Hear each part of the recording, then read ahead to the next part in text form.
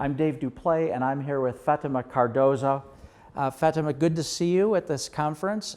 And I'd like to first start by sharing with us a little bit about what you're working on, because I know it's in the area of advanced breast cancer patients. And I'm interested to hear a little about your work and also some of the innovative therapies that you see available to those advanced patients. Okay, so advanced breast cancer patients are a group of patients that are usually forgotten in the great scheme of things. And this has become, let's say that awareness because of this problem has become even more known since 2006, more or less, when two very interesting surveys were done. One it's called the Breach survey, and the other one is called Silence Voices, and they are both available online if people want to look for it. And what they showed is that these patients feel lonely, abandoned. They feel as if it was their fault that the disease had come back, and they feel that they are abandoned not just by the scientific community, but also from the advocacy world that is so focused on early detection and early diagnosis, which is of course extremely important, but they tend to forget when the disease comes back and becomes what we call advanced or secondary or metastatic breast cancer, different words that mean the same. This disease is incurable, and because it's incurable, is of course difficult to deal with, and even for the breast cancer advocates, it's a difficult situation. So taking from that overview that we saw, we decided to do something about it. And one of the things that was done was the creation of the International Consensus Guidelines for Advanced Breast Cancer. And this is an international meeting with the best experts around the world that meets in about 6 weeks every 2 years, and does an update on the recommendations. How do you best treat these patients?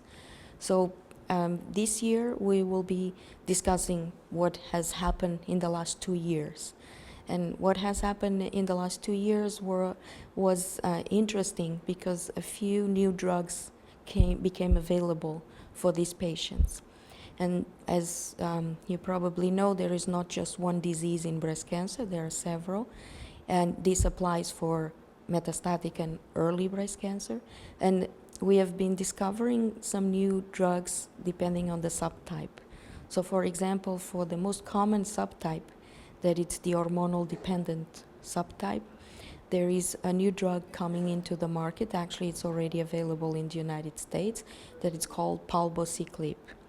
And this drug seems to delay the resistance to endocrine therapy. So what does this mean? So usually I say that the cancer cells are very intelligent, because you give a certain treatment and in the beginning it works, and then the cells they adapt to that situation and they learn how to grow even in the presence of that medication.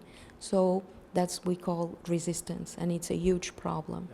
So this drug, palbociclib, tries to delay or avoid, if one day is possible, the appearance of resistance. And so women and men affected by this disease can be treated for longer periods of time with endocrine therapy.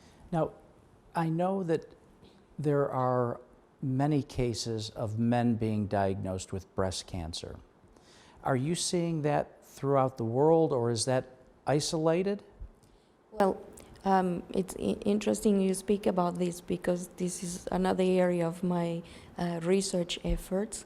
So male breast cancer accounts for 1% of breast cancer. It also accounts for 1% of cancers in men. So in all accounts, it's a rare disease. But it's a disease that has also been forgotten, because it's typically a female-associated disease. And so the male patients that are affected are treated by extrapolation. So What we usually do with a female patient, we extrapolate and do for the male, not knowing if it's the good thing to do. So the incidence is not really rising, although when we look at the